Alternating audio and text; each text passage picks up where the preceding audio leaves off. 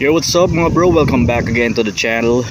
Ngayong araw na to, bibigyan ko lang kayo ng update patungkol dito sa ating Raider 150 Fi. Ang ating Raider Fi ay nag 6 months na itong February 15, no?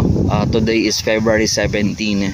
At ang Odo, ang itinakbo nito, pakita ko sa inyo, share ko lang sa inyo, ay ayan, 452 kilometers. Yan, kitang kita, walang daya.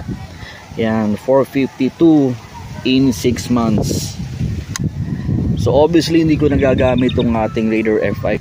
Yan, sandali ko lang nagagamit yan kapag ka talaga may bibilhin sa malayo. Ayan, pero itong Raider 150 Fi natin, naiakyat ko na to ng Marilaki, night ride. Yun nga lang, hindi ko na document kasi biglaan yung time na yun. Kasama ko yung mga ka-workmate ko, so umakyat kami ng Marilaki. So ang problema ko lang, nung nasubukan yung headlight nito, talagang ano siya, malabo. So bala ko siyang palagyan ng MDL. Ayan, itong ating Raider Fi, kasi talagang sa pitch black, no, hindi uubra yung ano, yung stock headlight ng ating Raider 150 Fi. Napakahina niya. Pasalamat lang ako kasi yung mga kasama ko, may mga MDL. Kapag sabay-sabay sila nagbukas ng MDL, talagang lumiliwanag yung daanan. So salamat sa kanila, may mga MDL sila. Sa atin wala, stock pa rin tayo, maasa pa rin tayo sa stock headlight. Talagang mahina yung headlight ng ating Raider Fi. Hindi ganun ka-reliable pagdating sa madidilim na kalsada. Eto, bilisan na natin kasi umaampon. Isa pang update mga bro, nagpalit din tayo ng kadena. Kadena lang yung pinalitan ko rito kasi napakatigas ng kadena ng Raider Fi. Ayan, alam nila yan sa mga nakapagpalit na ng mga kadena. Alam nila kung gaano katigas yung stock chain ng Raider 150 Fi. Nakikita nyo, pinalitan ko na pero stock pa rin yung ating engine sprocket. At the same time, stock pa rin yung ating rear sprocket. Sayang naman kasi makapal pa. So wala pang 500 kilometers tong itinakbo ng ating Raider Fi. Ayan, pero kailangan ko na talaga magpalit ng kadena. Ayan, kung mapapansin nyo, ito, nag-free wheel na siya. Kasi nung time na stock chain pa rin yung nandito, talagang matigas siya. Ang hirap ang hirap iikot ng gulong sa likod. Ayan. Tapos ito pa pala mga bro, kaya ako siya binuksan para i-share ko sa inyo na naglagay din tayo ng magneto cover, just in case lang, no, pero wag naman sana na kapag tumalon yung ating chain, meron magpoprotekta dito sa ating crankcase, hindi siya mababasag. Ayan, kaya nag-invest na rin ako dito sa magneto cover natin. Mura lang to mga bro, marami to sa Shopee. Sa Shopee, yan, marami yan. Nasa 250 plus lang to. Ayan. So yun lang. Tsaka ano pa ba, ayan, eto rin pala, kaya ako siya tinanggal kasi magpapalit din ako ng bolt dito sa footrest natin. Ayan, papalitan ko siya nito. Okay. So ayan, umuulan na. Ayan, ito, basa na yung ating Raider Fi.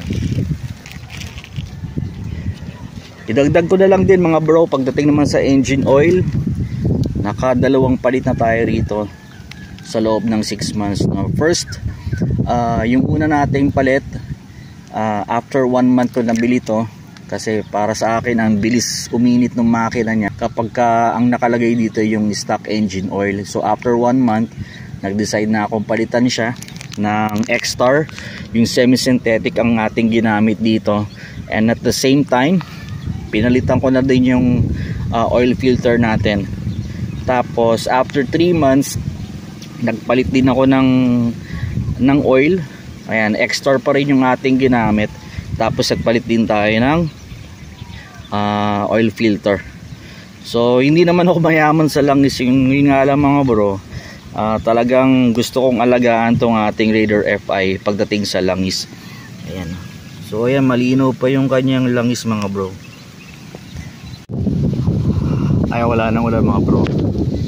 Kanina lakas ng ulan eh. Habang malakas yung ulan kanina, ayan, palitan na natin yung bolt natin dito sa footrest. Ito, bali apat siya magkabilaan. Tsaka to.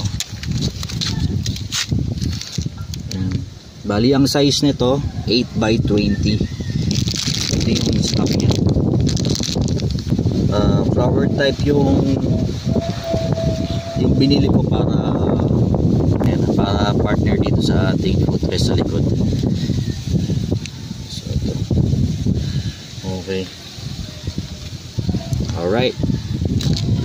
So yun lang mga bro yung ating update para dito sa ating Raider 150 Fi.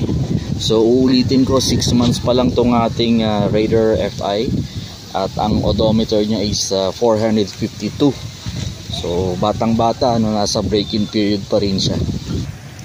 So pasensya na mga bro kung hindi tayo makapag-ride, no, kasi masyado lang tayong busy sa ating mga ginagawa. Pero hayaan nyo, kapag nagkaroon tayo ng time, yun yung ating gagawin sa susunod, na mag-ride tayo. So once again, ito yung ating Raider Fi. So hindi ako nagkamali sa binili ko, no. Raider Fi yung aking binili.